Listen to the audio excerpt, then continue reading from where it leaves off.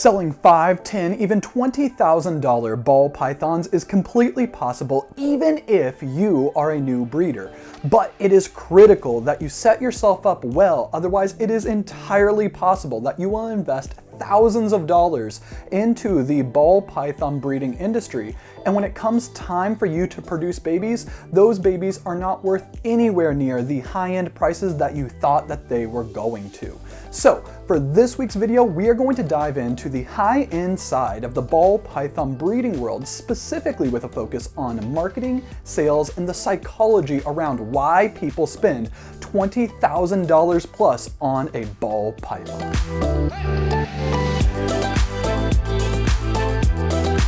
Now, I don't really think that I need to say this, but for the sake of a complete video, we need to put it up front that for the vast majority of people in the world, nobody is buying a $20,000 ball python unless they are intending to breed it. Now, there might be a random exception where there is somebody who is super wealthy and they just want to buy an amazing animal that is one of a kind and they're willing to spend $20,000 on it. But for the vast majority of situations, I'm willing to bet 99% of them, the people who are buying a $20,000 ball python are wanting to breed it. So this means when you're looking at the high-end side of the ball python world, it is a completely different set of motivations, a completely different set of values that audience is having when they're considering making those $5, $10, $15, $20,000 purchases.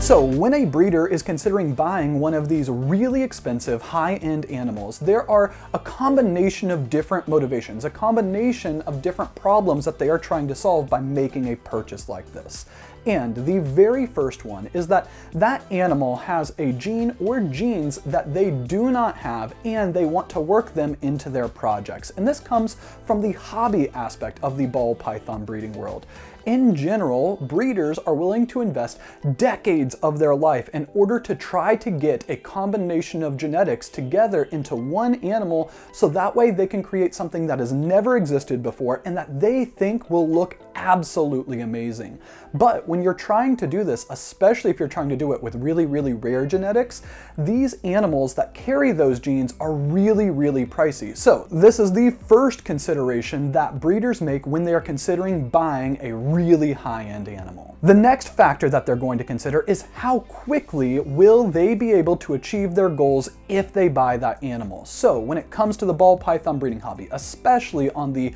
multi-recessive combinations, we are going to be working with odds that are 1 in 64, maybe 1 in 128. And when you're thinking about a ball python clutch being about 6 eggs, this means that when you're trying to work a project and the odds to hit it from, let's say, a quad het to quad het are so teeny tiny, it might take you a decade just to hit it once you have animals because the odds are so bad. But if you're able to invest money in getting, let's say, instead of a quad het, a double visual double het, that drastically improves your odds, and it means that you are going to be far more likely to hit the desired outcome, and it can save you so much time in the long run. So this is consideration number 2, why people will spend big money in order to buy an animal that furthers their projects. Lastly, I think that the biggest reason why people will be willing to invest $5, $10, $25,000 for an individual animal is because the total value of all of the babies that they are going to make will exceed the purchase price, even if the purchase price was $20,000. And while this might seem really weird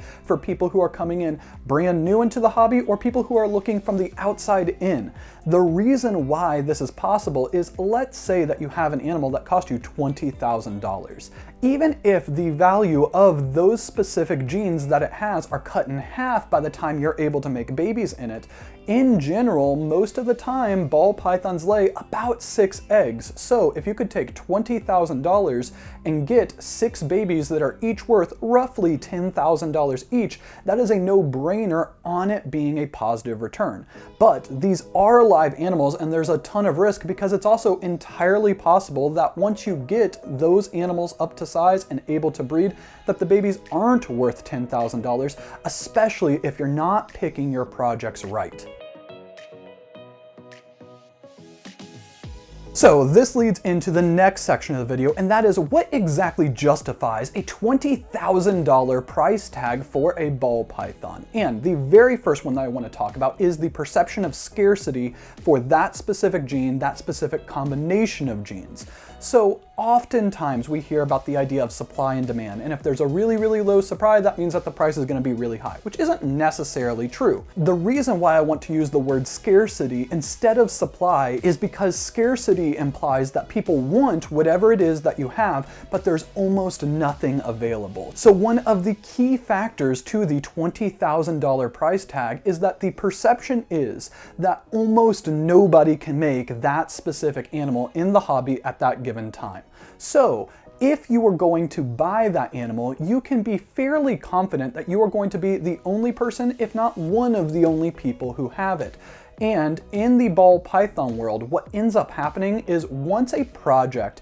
gets a large amount of people working it, and those people start producing babies, they will undercut each other on the market in order to be the first person to sell their baby. So the reason why a project needs to have a perception of scarcity is that the people who are going to be willing to spend $20,000 on it want to be fairly confident that there's not going to be a ton of other people producing the exact same animal or the exact same genes before they are able to, and that they are going to undercut the market before they are able to join it. This is the biggest reason why you can see animals that are technically world's first, but the world's first combo is made up of a bunch of common genes, and those animals don't have the $20,000 price tag. So let's just say that in 2025, you made the very first pastel fire mahogany blackhead cinnamon calico, and you were 100% guaranteed that it was the only one that existed in the world.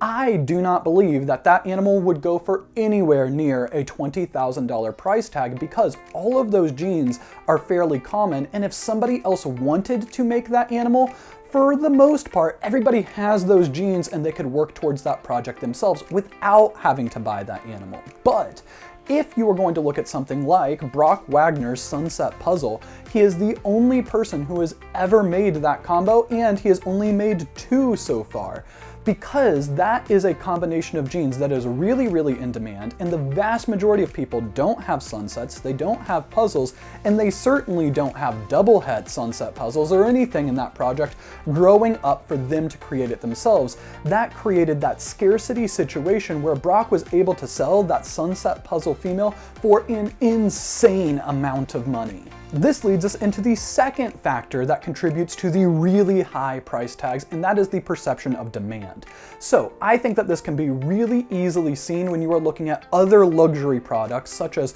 Ferrari, Rolex, things like that. And when we're talking about, let's say, Rolex, if you wanted to go buy a Rolex and you went to a Rolex store, you, I'm willing to bet, would not be able to buy that Rolex the same day that you walked in. And the reason why is that Rolex as a company wants to create the perception of scarcity and demand. And what will happen is if you go in and you expressed an interest about one of their watches, they will add you to a wait list, and then they will call you back in the next couple of weeks, the next couple of months, maybe even the next couple of years once they have one available. And even if they had one that was available that they could have sold to you right then and there, they want to create the perception that there is a massive amount of people who are lined up wanting to buy their product, and that they are doing you a favor by allowing you to buy it. So when it comes to the ball python world, if there are a ton of different animals with that gene on Morph Market, or the ingredients to make that combination of genes on Morph Market,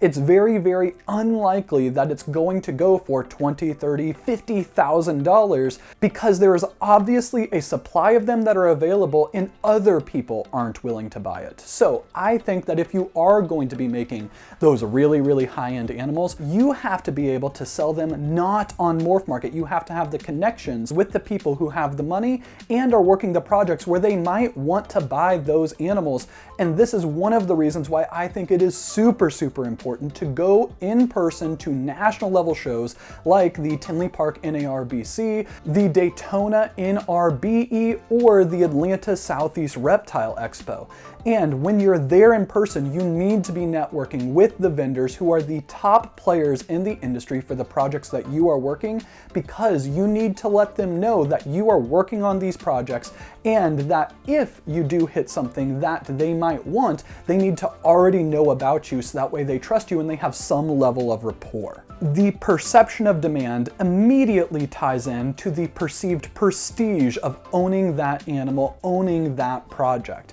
And because something like, let's say, Cosmos is so rare and there's so few people who are working it and the prices are so high, if you are somebody who has a Cosmos animal, that is a really, really big deal in our industry. It is a signal to everybody else how serious you are taking the ball python breeding world, and it is a signal that shows the potential that you are going to have in the future once you are able to produce babies in it. And the way that this prestige is created is that people who are well respected, who are admired in the hobby, are also working the project, but the vast majority of people are not able to buy into it. There's a level of exclusivity. So the idea is, if the top dogs in the industry are working that project and you have it too, you are probably somebody that they want to pay attention to. Lastly, when it comes to the high-end ball python world, there are genes out there that are very rare and do really, really cool stuff with them, but there is no community around them and there's nobody prominently supporting and championing that project. And when you have a situation like this, where there is a cool gene, but nobody is really making everybody else aware of just how amazing it is very unlikely that you are going to get $20,000 for it. Again, when it comes to those really high price tags, you need a ton of hype, you need a ton of demand, and you need a perception of scarcity. So I think that when it comes to these really, really high-end genes, it's almost impossible to create all of these different perceptions on your own. And instead, you need to work with a small, close-knit community who also love that gene, and they are willing to put in the work in order to establish it as one of the high-end projects of the ball python breeding world. But if a vast majority of the people who bought into the project bought in for, let's say, $200, $300, $400, maybe even $1,000 each, it is going to be really, really difficult to convince other people that they should be spending $10,000, $15,000, $20,000 for those animals when they know that they could have bought it from any of these other people for $1,000. So to get a high-end gene really established, you need multiple different people supporting and promoting it, but you also have to be careful, because if those people drop the price too low, there is absolutely no way that the rest of the hobby is going to believe that it is actually worth $10,000, $15,000, $20,000 if there is one or two people selling the exact same animals for $1,000 or $2,000. So while all of these things can explain why a breeder would be willing to pay big money for an animal, and what actually makes an animal worth that price tag, this doesn't really help you as a new breeder figure out how to establish yourself in order to be selling those $5,000, $10,000, $15,000, $20,000 animals. And as I alluded to earlier, it is super, super important to become known in whatever project it is that you are going to be focusing on. So that way, when you do have those babies that are potentially worth $5,000, $10,000, $15,000, that the people who are most likely going to buy them already know you and they trust you. So my advice is that you should, at bare minimum, join the Patreons of breeders who are working the projects that you are also working. Integrate yourselves in those Patreons so that way you become a known person and you're not just some random name on the internet. You should go to in-person national level shows like the Tinley Park NARBC, the Daytona National Reptile Breeder Expo, and the Southeast Reptile Expo in Atlanta, Georgia. And while you're there, you should network as much as you can. Network at the show, go out to the bars afterwards, try to get invited to the dinners. And again, Patreon is a great way to get invited to them.